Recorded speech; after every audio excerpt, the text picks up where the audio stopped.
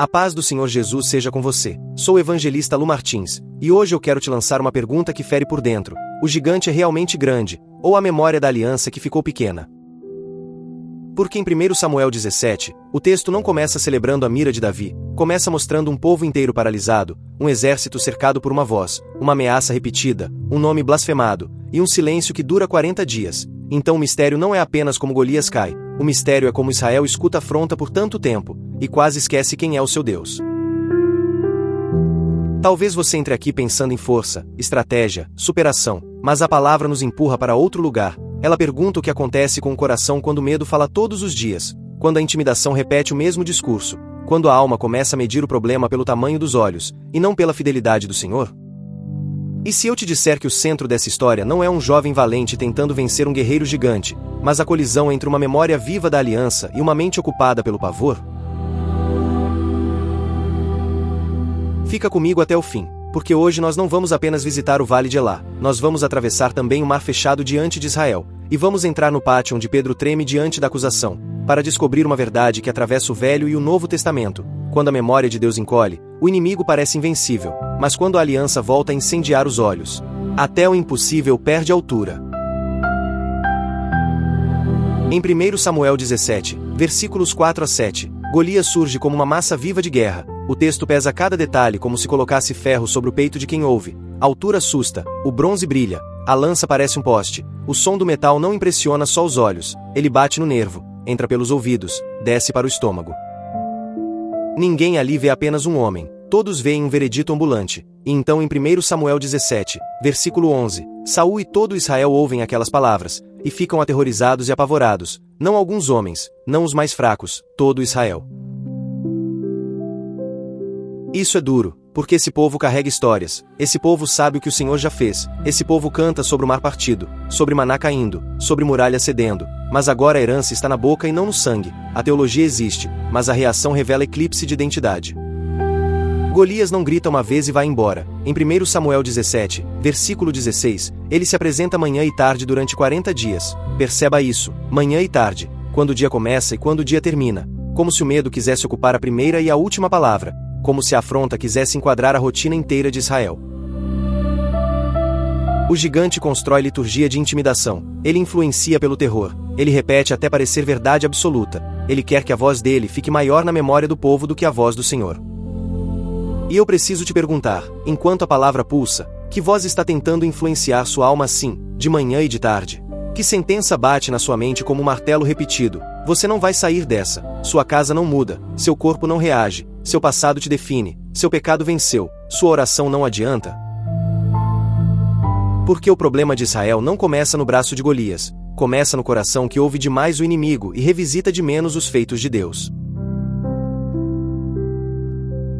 Mas esse padrão não nasce no Vale de Elá, ele já aparece quando o povo de Deus se vê cercado diante de uma ameaça visível. Lá em Êxodo 14, versículos 10 a 12, Faraó se aproxima, os israelitas levantam os olhos, veem os egípcios avançando, e entram em pânico.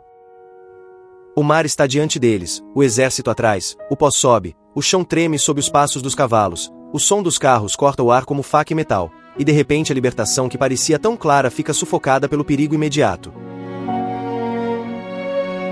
Eles olham para Moisés, mas a fala já nasce contaminada pelo medo. Não havia sepulcros no Egito para que nos trouxesses para morrer no deserto? Que nos fizeste, tirando-nos de lá? Percebe a velocidade da queda interior? O povo que tinha visto pragas, sangue no Nilo, trevas sobre a terra, cordeiro protegendo as casas, agora reescreve a própria história sob o domínio do pânico, como se a escravidão fosse mais segura do que a promessa. Moisés sente o peso daquela onda humana diante dele, ele ouve crianças chorando, homens respirando curto, mulheres agarrando o que podem, olhos correndo sem saída, e o coração do líder também é provado ali, porque liderar um povo com memória ferida significa ouvir desespero quando Deus ainda está escrevendo salvação. Em Êxodo 14, versículo 13, Moisés responde, não tenham medo, fiquem firmes, e vejam o livramento que o Senhor lhes trará hoje, os egípcios que hoje vocês veem, nunca mais os verão.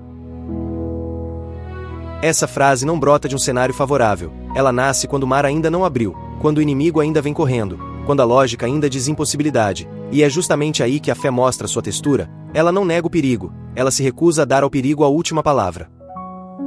Em Êxodo 14, versículo 14, Moisés diz: "O Senhor lutará por vocês, tão somente acalmem-se." E essa sentença ecoa séculos depois no Vale de Elá, quando Davi declara em 1 Samuel 17, versículo 47, que a batalha é do Senhor. Veja o fio sagrado costurando as eras, no mar, no vale, e depois na cruz. Deus não está ensinando apenas técnicas de sobrevivência, Ele está formando um povo que aprende a interpretar a ameaça a partir da aliança, e não interpretar a aliança a partir da ameaça. Israel diante do mar pensa: estamos presos, logo Deus nos abandonou. Israel diante de Golias pensa: ele é invencível, logo estamos derrotados. Pedro diante do pátio pensa: a pressão é grande, logo preciso negar. E em todas essas cenas o problema profundo não é ausência de informação, é colapso de lembrança viva. Voltemos ao vale, porque em 1 Samuel 17, versículos 17 e 18, Jessé chama Davi, e a missão é surpreendentemente simples: leve para seus irmãos uma medida de cereal tostado, estes 10 pães, estes 10 queijos para o comandante, veja como seus irmãos estão, traga uma prova.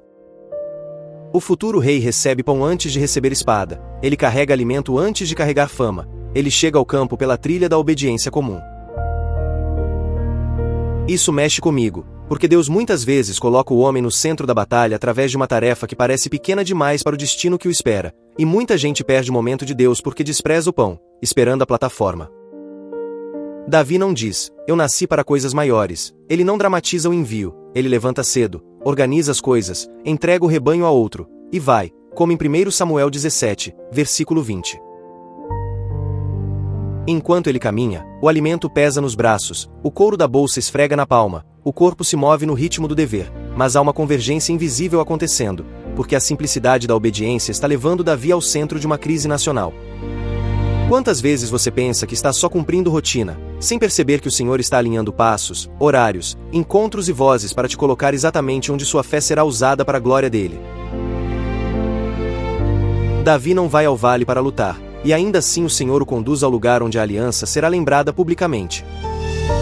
Ele chega, em 1 Samuel 17, versículos 21 a 23, quando as fileiras se posicionam, o grito de guerra sobe, os homens saem em ordem, e então acontece o de sempre: Golias avança e lança seu desafio habitual.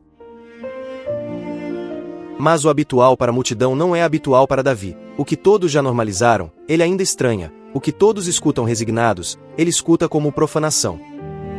Os homens em volta já falam do prêmio prometido, da filha do rei, da isenção de impostos, como se a crise pudesse ser administrada em termos de recompensa humana, mas Davi não entra primeiro pela porta do benefício, ele entra pela ferida espiritual da cena. Em 1 Samuel 17, versículos 24 a 26, os homens fogem de Golias, tremem de medo, e Davi pergunta: quem é esse filisteu incircunciso para desafiar os exércitos do Deus vivo?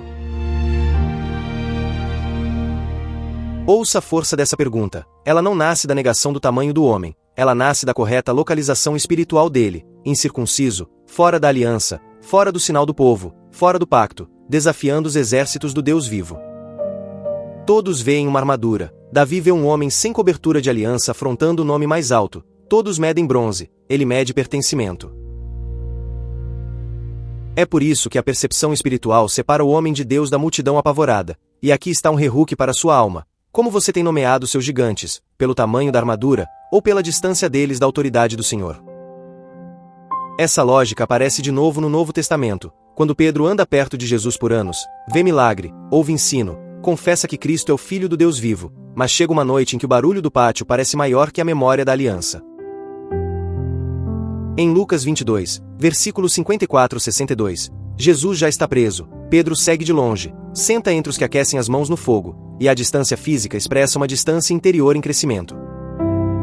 A luz das chamas bate no rosto dele, o calor do fogo contrasta com o gelo no peito, ele quer ficar perto bastante para saber o que acontece, mas longe o bastante para não pagar o preço. Então uma serva fixa os olhos nele e diz: este homem estava com ele, e o coração de Pedro dispara. A acusação é pequena diante de uma espada, mas enorme diante de um coração tomado pelo medo. Ele responde: mulher, não o conheço. Pouco depois vem outra voz: você também é um deles, e ele retruca: homem, não sou. E cerca de uma hora mais tarde, outro insiste: certamente este homem estava com ele, pois é Galileu. E Pedro explode: homem, não sei do que você está falando. Naquele instante o galo canta, em Lucas 22, versículo 61, o Senhor volta-se e olha diretamente para Pedro, e esse olhar não perfura apenas o momento, ele rasga a névoa inteira que cobria a alma do discípulo.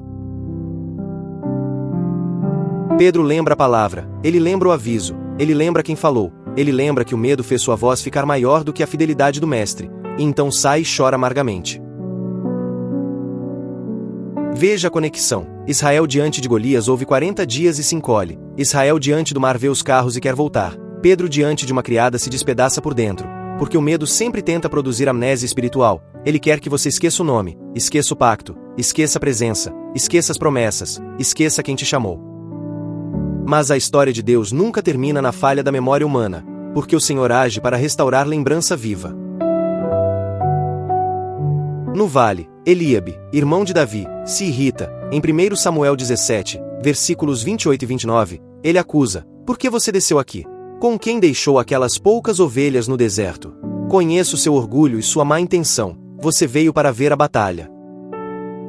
A acusação vem de dentro da própria casa, e isso corta diferente, porque quando um estranho despreza, dói, mas quando um irmão interpreta mal seu zelo, a ferida busca o osso. Davi poderia gastar sua energia se defendendo, poderia entrar na briga lateral, poderia ceder ao peso da opinião familiar, mas ele responde sem prender o coração ali: que foi que eu fiz agora? Eu só fiz uma pergunta. E segue em frente. Que disciplina santa existe nisso? Não dar às vozes secundárias o poder de sequestrar sua missão principal. Há gente ouvindo este vídeo que não está apenas enfrentando o gigante, está enfrentando o desânimo de ser mal interpretado por quem deveria apoiar. E a palavra te mostra um homem que não se instala na ofensa. Davi não precisa que Eliabe valide sua visão para continuar ouvindo a Deus, e você também não pode entregar seu destino à aprovação de quem só conhece sua função antiga. O irmão ainda enxerga o pastor do campo, mas Deus já está movendo o libertador do vale. As palavras chegam até Saul, e em 1 Samuel 17, versículos 32 a 37, Davi é levado ao rei. O ambiente pesa. Saul ouve um rapaz falar de enfrentar o campeão filisteu, e a primeira resposta nasce da lógica humana: você não tem condições de lutar contra esse filisteu. Você é apenas um rapaz, e ele é um guerreiro desde a mocidade. Essa frase tenta reduzir Davi ao visível, à idade, à aparência, à biografia externa, mas Davi traz para a conversa um arquivo secreto de fidelidade divina. Ele diz: teu servo toma conta das ovelhas de seu pai. Quando aparece um leão ou um urso e leva uma ovelha do rebanho, eu vou atrás dele, eu o ataco, eu livro a ovelha de sua boca. Quando se vira contra mim, eu o pego pela juba, eu golpeio e o mato. Sinta a textura dessa memória. Não é memória de palco, é memória de campo. Não há multidão aplaudindo, não há trombeta anunciando, só poeira, pelo, bafo animal, adrenalina, mãos tremendo e ainda assim obedecendo. Davi não está fabricando coragem instantânea, ele está acessando um histórico de livramentos privados. E então em 1 Samuel 17, versículo 37, ele conclui: o Senhor me livrou das garras do leão e das garras do urso, ele me livrará das mãos desse filisteu. A coragem emerge quando a aliança vira visão, e a visão é alimentada pela memória dos lugares onde ninguém viu, mas Deus agiu. É aqui que muita gente tropeça, quer fé pública sem altar privado, quer voz diante do gigante sem ter aprendido a reconhecer a mão do Senhor no pasto silencioso.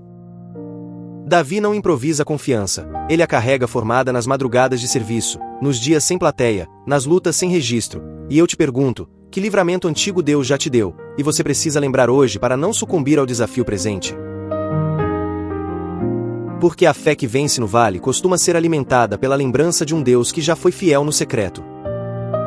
Saul então consente, em 1 Samuel 17, versículo 37, vá, e que o Senhor esteja com você. Mas logo a lógica do palácio tenta revestir Davi com identidade emprestada. Em 1 Samuel 17, versículos 38 e 39, Saul veste Davi com sua própria túnica, coloca uma armadura nele, um capacete de bronze na cabeça, prende-lhe uma espada. Davi anda um pouco, experimenta o peso, sente a rigidez, percebe o estranhamento no corpo, aquilo até parece proteção, mas não corresponde ao caminho pelo qual o Senhor o treinou. Então ele diz: não consigo andar com isso, pois não estou acostumado, e tira tudo. Esse momento é sagrado para quem está cansado de tentar vencer batalhas espirituais usando moldes alheios, vozes alheias, aparências alheias, e até testemunhos alheios. Davi recusa não porque despreza a armadura, mas porque entende que não pode enfrentar o vale preso a uma identidade que não nasceu do relacionamento de Deus com ele. Quantas pessoas estão exaustas porque tentam lutar com uma linguagem que não é a delas, com uma máscara de força que não condiz com a graça recebida, com um personagem religioso bonito por fora e sufocante por dentro? O segredo não é copiar a couraça de Saul, o segredo é andar naquilo que o Senhor formou em você. Então em 1 Samuel 17, versículo 40, Davi pega seu cajado, escolhe no riacho 5 pedras lisas, coloca-as na bolsa de pastor, e com a funda na mão aproxima-se do filisteu. O texto acelera, mas nós paramos o coração aqui por um instante, porque cada gesto pulsa sentido, a mão desce a água, os dedos tocam a lisura da pedra, sentem o frio, avaliam o peso, a palma fecha e escolhe, não com superstição, mas com prontidão, e ele guarda aquilo que para o mundo parece insuficiente. O gigante avança com metal, Davi avança com memória, nome e aliança. Enquanto Davi caminha, o filisteu também se move, em 1 Samuel 17, versículos 41 a 44, aproximando-se cada vez mais, com o escudeiro à frente, e quando olha bem para Davi, o despreza, porque vê apenas um rapaz ruivo, de boa aparência. Golias amaldiçoa Davi por seus deuses, e zomba: por acaso sou um cão, para você vir contra mim com pedaços de pau? Venha aqui, e darei sua carne às aves do céu e aos animais do campo. O vale inteiro ouve essa voz treinada para humilhar, o som vem pesado, arrastado, confiante, como se o resultado já estivesse decidido. Mas então a história muda de eixo, porque Davi abre a boca. Em 1 Samuel 17, versículos 45 a 47, Davi responde: você vem contra mim com espada, com lança e com dardo, mas eu vou contra você em nome do Senhor dos Exércitos, o Deus dos exércitos de Israel, a quem você desafiou. Hoje mesmo o Senhor o entregará em minhas mãos, eu o matarei e cortarei sua cabeça, e toda a terra saberá que há Deus em Israel. Todos os que estão aqui saberão que não é por espada ou por lança que o Senhor concede vitória, pois a batalha é do Senhor, e ele entregará todos vocês em nossas mãos. Esse não é um discurso motivacional, é uma interpretação teológica do combate. Davi está reorganizando o campo inteiro ao redor do nome do Senhor. O foco não é a habilidade dele, nem o prêmio de Saul, nem a honra pessoal ferida. O foco é o nome de Deus afrontado e o testemunho que alcançará toda a terra. Perceba como isso conversa com Moisés diante do mar e com Pedro depois da queda, porque em cada uma dessas cenas Deus está revelando que a libertação não existe para inflar o ego humano, existe para exibir quem ele é. Em Êxodo 14, versículo 18, o Senhor diz que os egípcios saberão que ele é o Senhor. Em 1 Samuel 17, versículo 46, Davi diz que toda a terra saberá que há Deus em Israel. E depois da ressurreição, quando Jesus restaura Pedro, o foco também não é a autoestima do discípulo, mas a glória do Cristo ressuscitado formando testemunha.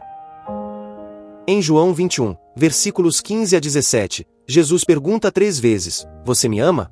E em cada resposta devolve comissão: apacenta minhas ovelhas. O homem que nega diante do fogo é reconstruído pela voz do Senhor, e a memória da aliança volta a respirar. Mas antes de Pedro pregar com ousadia, antes do mar se fechar sobre Faraó, antes da cabeça do gigante rolar na poeira, há o momento do avanço. Em 1 Samuel 17, versículos 48 e 49, quando o filisteu se movimenta para atacar, Davi corre rapidamente na direção da linha de batalha para enfrentá-lo. Ele corre, essa palavra acende tudo, ele não arrasta os pés, não espera a oportunidade perfeita, não negocia com medo, ele corre. Porque quando o coração já está alinhado à aliança, a obediência ganha velocidade. A mão entra na bolsa, acha a pedra, coloca na funda, gira, o braço trabalha com precisão treinada no secreto, o couro canta no ar, e a pedra voa. Ela atinge a testa do filisteu, afunda, e Golias cai com o rosto em terra. O som da queda quebra 40 dias de opressão. O gigante que parecia uma muralha produz poeira como qualquer homem, o corpo blindado encontra o chão, o escárnio cessa, o rumor muda de lado, e o pavor que dominava Israel perde o centro. Davi vence o filisteu com uma funda e uma pedra, como em 1 Samuel 17, versículo 50, e o texto faz questão de nos lembrar que não havia espada na mão de Davi. para que ninguém sequestrasse a glória de Deus e a transferisse para uma tecnologia humana ausente.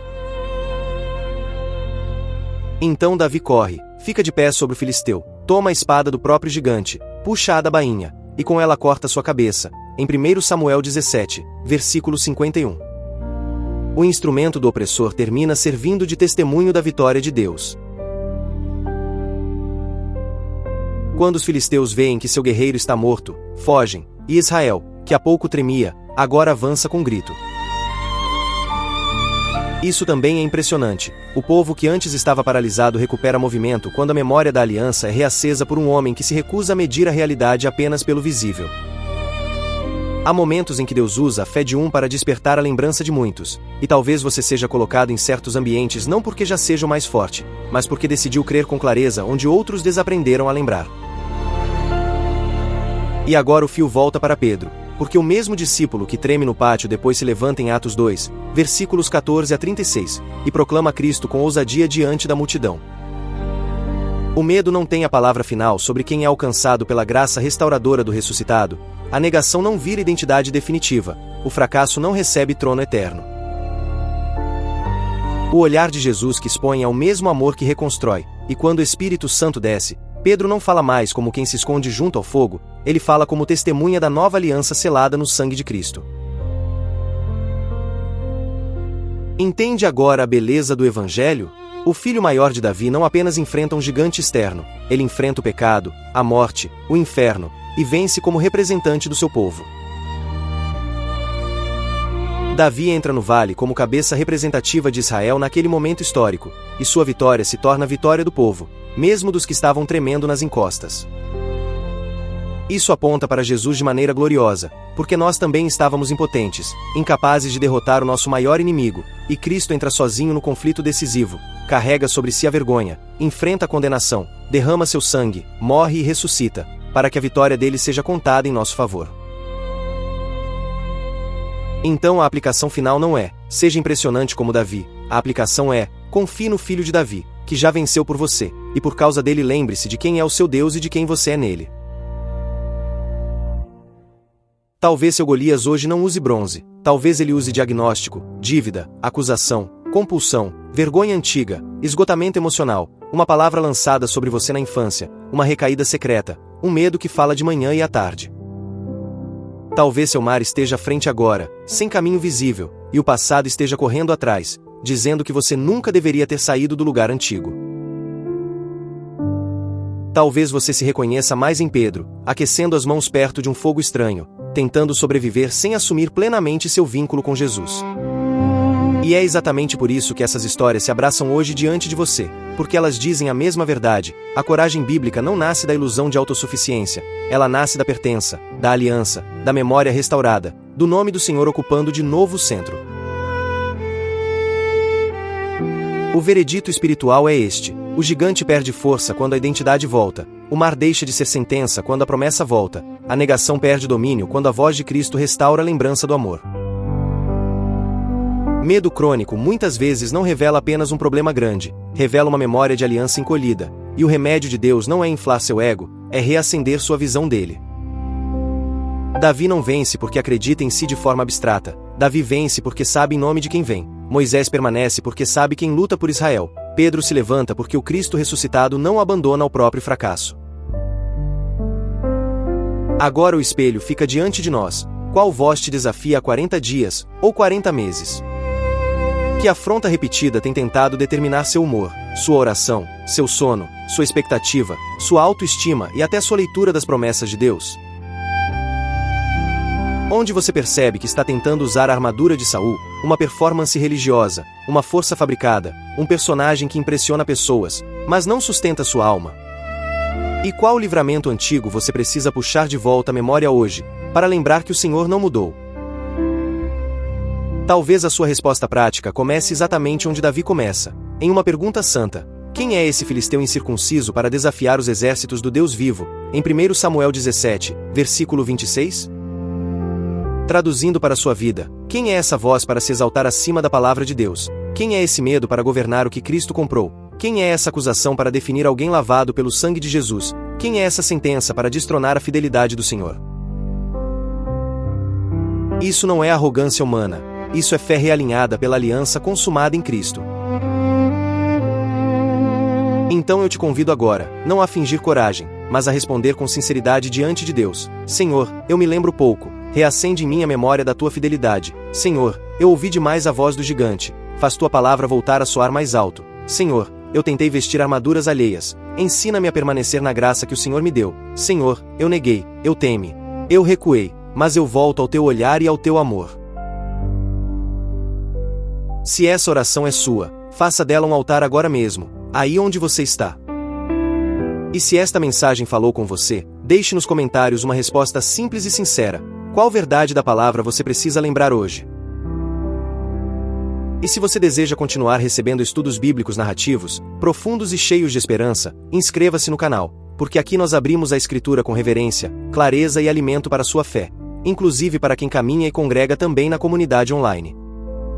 Quando este vídeo terminar, siga para o próximo que aparecer na tela final, porque ele pode ser exatamente a continuação que o Senhor vai usar para fortalecer ainda mais o seu coração hoje. Que o Senhor te visite no vale, e te faça lembrar quem Ele é, que o Deus que abriu o mar te dê firmeza onde você só vê impossibilidade, que o Cristo que restaurou Pedro te restaure onde a vergonha tentou te prender, que o Espírito Santo reacenda em você a memória da aliança, a coragem santa, a sobriedade da fé e a alegria de pertencer ao nome acima de todo nome. Eu declaro paz sobre sua mente, força sobre o seu coração, luz sobre sua casa, e perseverança sobre seus passos. Que toda voz estranha perca autoridade diante da palavra viva de Deus, e que você avance não como órfão espiritual, mas como alguém amado, comprado e guardado por Jesus Cristo. Receba essa bênção, permaneça firme, e que a graça do Senhor te sustente hoje e sempre, em nome de Jesus.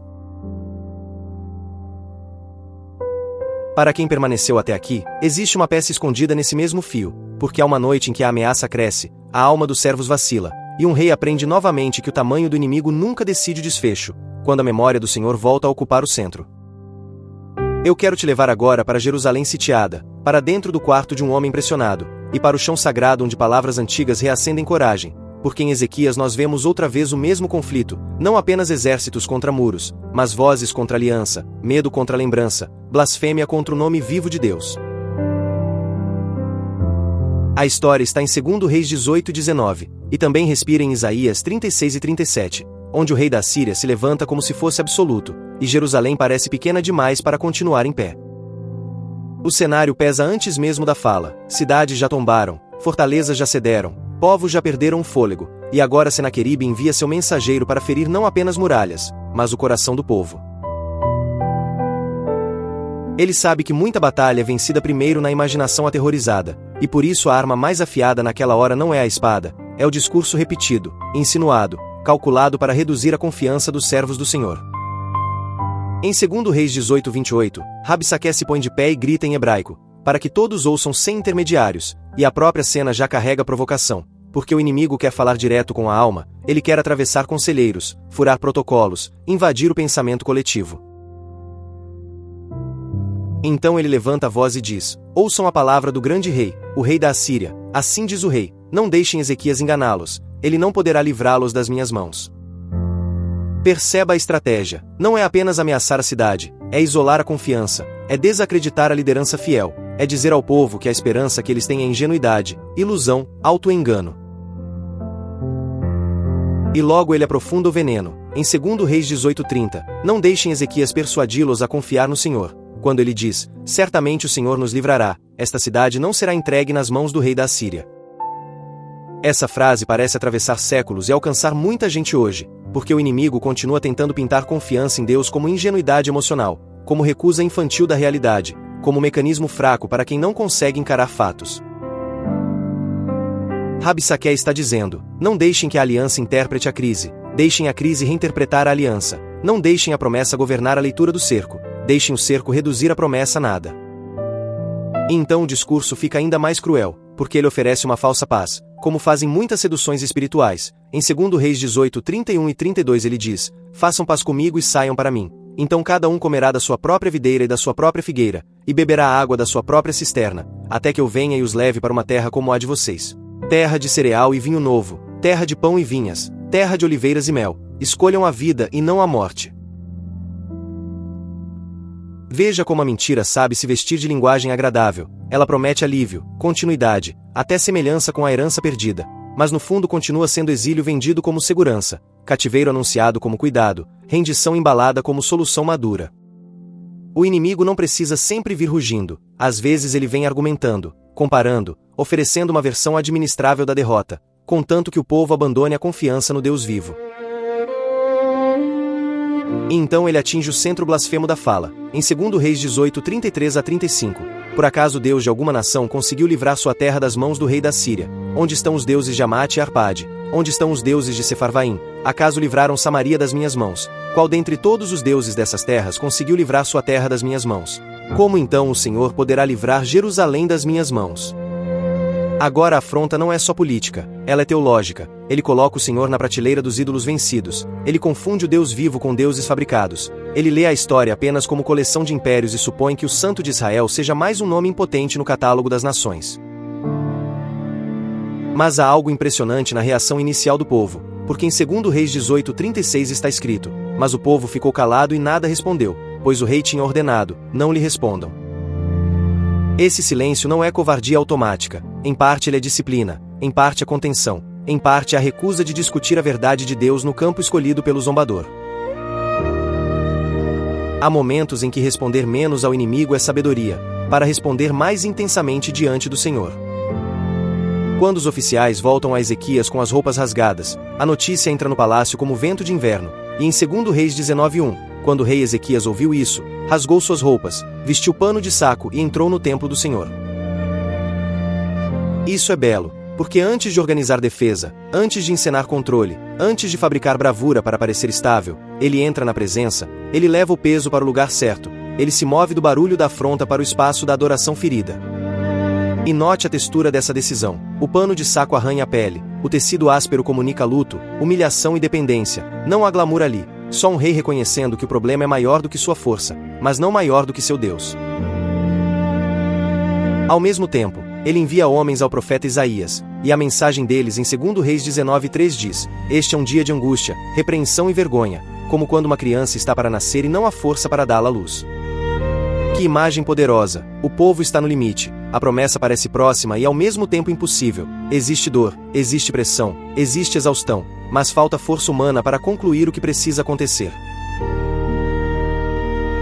Quantas pessoas conhecem esse lugar por dentro, onde a necessidade é real, o cerco é real, a urgência é real, e ainda assim os recursos pessoais parecem evaporar?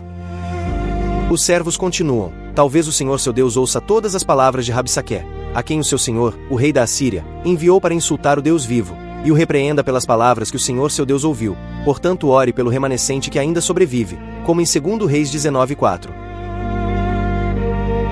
Escute essa expressão: insultar o Deus vivo. A mesma ferida espiritual que Davi sentiu no vale reaparece aqui, porque o coração fiel não sofre apenas pela pressão externa, sofre porque o nome do Senhor foi afrontado. A crise não é lida apenas como ameaça à sobrevivência, mas como palco onde a santidade do nome divino está sendo desafiada, e isso altera tudo, porque quando o foco volta ao nome do Senhor, o medo deixa de ocupar sozinho o centro da cena. Isaías então responde com uma palavra que corta a névoa, em 2 Reis 19:6 e 7, digam ao seu senhor: assim diz o Senhor, não tenha medo por causa das palavras que você ouviu, com as quais os subordinados do rei da Assíria blasfemaram contra mim. Eu porei nele um espírito, de modo que ao ouvir certo relato voltará para sua própria terra, e ali eu farei cair a espada.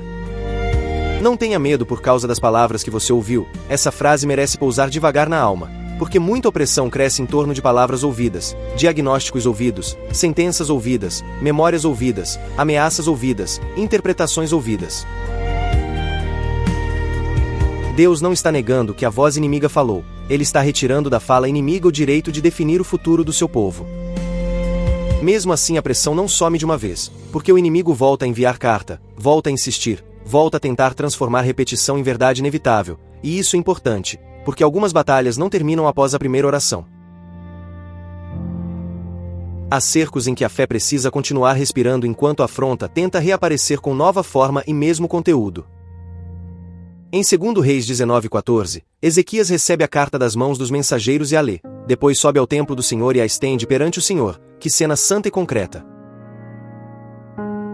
Ele não apenas guarda a mensagem no peito, Ele a leva para diante de Deus. Ele abre o conteúdo da ameaça no lugar da presença. Ele recusa processar sozinho aquilo que poderia envenenar a mente. Imagine o som do pergaminho sendo desenrolado, as mãos do rei ainda tensas, os olhos revisitando palavras agressivas, e então aquele documento, que pretendia governar emoções e decisões, é colocado no chão sagrado, sob outra autoridade. Existe uma prática espiritual profunda aqui: pegar o que te assusta, nomear diante do Senhor, e expor a crise sem maquiagem, porque fé não é esconder a carta, fé é estender a carta diante de Deus. Então Ezequias ora, e sua oração em 2 Reis 19:15-19 é um rio de teologia viva. Ele diz: Senhor, Deus de Israel, entronizado entre os querubins, só tu és Deus sobre todos os reinos da terra, tu fizeste os céus e a terra. Antes de falar da Síria, ele lembra quem Deus é. Antes de descrever o tamanho da ameaça, ele reposiciona o trono acima dela.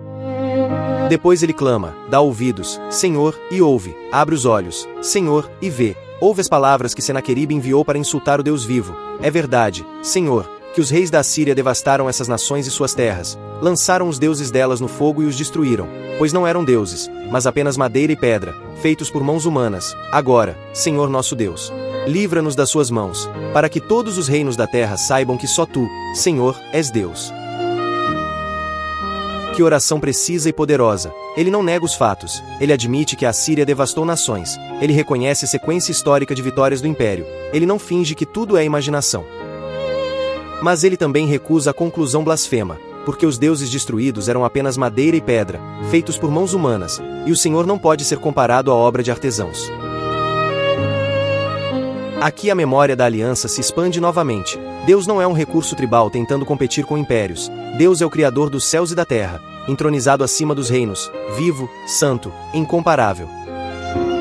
E repare no alvo final da súplica, para que todos os reinos da terra saibam. Novamente a questão central não é conforto privado apenas, é a manifestação pública da glória de Deus.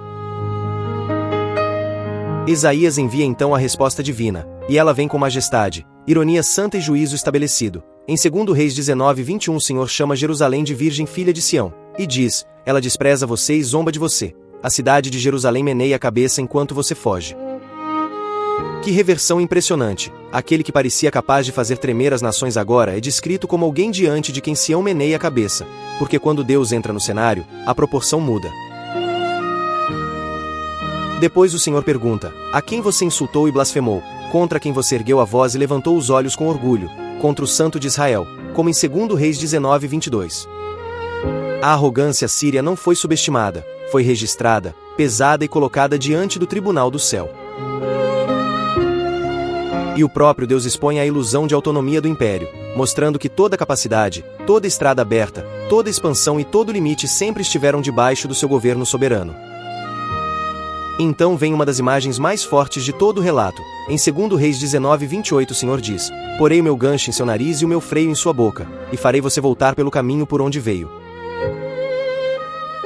O conquistador é tratado como animal dominado, o arrogante vira guiado, o que parecia mover a história livremente descobre que nunca saiu do alcance da mão divina. Para Ezequias também vem sinal de cuidado, de continuidade, de vida sustentada apesar do cerco, e Deus promete enraizamento e fruto. Em 2 Reis 19:30, o remanescente da tribo de Judá criará raízes embaixo e dará fruto em cima. Isso é precioso, porque quando a cidade está cercada tudo parece falar apenas de sobrevivência imediata, mas Deus já está falando de raiz e fruto, profundidade e futuro, permanência e fecundidade. O cerco tenta reduzir o horizonte, o Senhor o reabre. E então chega a noite em que o invisível decide o que o visível não conseguiria explicar sozinho. Em 2 Reis 19:35 lemos: naquela noite o anjo do Senhor saiu e matou 185.000 homens do acampamento assírio. Quando o povo se levantou na manhã seguinte, lá estavam todos os corpos. Perceba o contraste, tanto ruído durante o dia, tanta arrogância em cartas e gritos, tanta engenharia de intimidação, e no entanto a virada acontece numa noite, pela ação do Senhor, sem espetáculo humano equivalente. Quando amanhece, a paisagem está alterada, o exército que parecia irreversível tornou-se cenário de juízo, e a mesma manhã que poderia ter trazido desespero traz evidência de que Deus ouviu, viu e respondeu. Senaqueribe então retira-se, volta para Nínive e permanece ali, e depois, como em 2 Reis 19:37, enquanto adorava no templo de Nisroque, seu Deus, seus próprios filhos o mataram à espada. A palavra do Senhor não falhou em uma linha sequer. O homem que desafiou o Deus vivo termina exposto em sua fragilidade, e o suposto absoluto cai. O mesmo padrão volta a aparecer com força. O inimigo cresce até o ponto em que parece incontornável. A blasfêmia tenta reduzir a fé à ingenuidade. O povo é tentado a reinterpretar Deus pela ameaça. Mas o Senhor age para restaurar visão, sustentar remanescente e santificar seu nome. Agora respire essa história dentro do tema que carregamos, porque Ezequias não venceu pela superioridade dos muros, nem pela abundância de recursos, nem por um plano militar brilhante registrado em detalhes. Ele venceu porque recusou entregar ao medo o trono da interpretação. Ele ouviu palavras de afronta, mas levou essas palavras ao templo. Ele recebeu carta de intimidação, mas estendeu a carta diante do Senhor. Ele viu a realidade do império, mas não aceitou a teologia do império. Isso aprofunda a mesma verdade vista no Vale de Elá, no mar diante de Moisés e no pátio de Pedro. O problema decisivo continua sendo qual voz definirá o centro da sua leitura. Se a voz mais repetida dominar, a alma encolhe. Se a memória da aliança reacender, a ameaça perde estatura.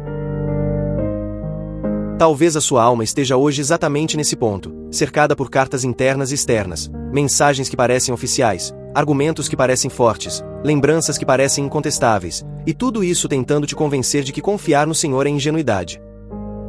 Então aprenda com Ezequias a santa prática de espalhar a carta diante de Deus. Pega o nome da crise, pega o peso do diagnóstico, pega a vergonha da acusação, pega o medo do futuro, e coloca tudo no lugar onde o Senhor continua entronizado entre os querubins. E quando você orar, não comece pela grandeza da Assíria, comece pela grandeza do Deus de Israel. Só tu és Deus sobre todos os reinos da terra, tu fizeste os céus e a terra. A ordem da oração importa, porque ela cura a proporção dentro de nós. Também existe aqui uma correção para o coração cansado, porque a resposta do Senhor a Ezequias inclui essa frase tão terna e firme: não tenha medo por causa das palavras que você ouviu. Talvez você não consiga impedir certas vozes de aparecerem, mas pela graça de Deus você não precisa conceder a elas governo final. O povo de Deus não vive pela tirania da frase mais ameaçadora, vive pela fidelidade da palavra mais alta, e essa palavra mais alta chegou plenamente em Jesus Cristo. Porque se em Jerusalém um rei estendeu carta no templo, no Evangelho nós vemos o próprio Filho levando sobre si a acusação que nos condenava, desarmando potestades e triunfando sobre elas na cruz, como a carta de dívida cravada e cancelada. E por isso nossa segurança vai além do livramento temporal, ela repousa no Rei Maior que garantiu reconciliação eterna. No fim, o tesouro escondido dessa narrativa é simples e abrasador. O cerco pode ser real, a blasfêmia pode ser alta, a carta pode estar em suas mãos, a noite pode parecer carregada demais, mas o Senhor continua vendo, ouvindo, pesando, governando e agindo. O remanescente ainda cria raízes embaixo e dá fruto em cima. O inimigo ainda volta pelo caminho por onde veio, e o nome do Senhor ainda não pode ser colocado na estante dos ídolos mortos. Então, se você precisava de uma última chama para guardar no peito, guarde esta: não deixe a Assíria interpretar o seu Deus, deixe o seu Deus reinterpretar a Assíria, e quando a alma tremer, estenda a carta diante do Senhor, porque a memória da aliança sempre enxerga mais longe do que o cerco consegue ver. Que essa verdade permaneça queimando em você, e que o Deus vivo fortaleça seu coração em paz, enquanto você continua andando pela fé e não pelo pavor.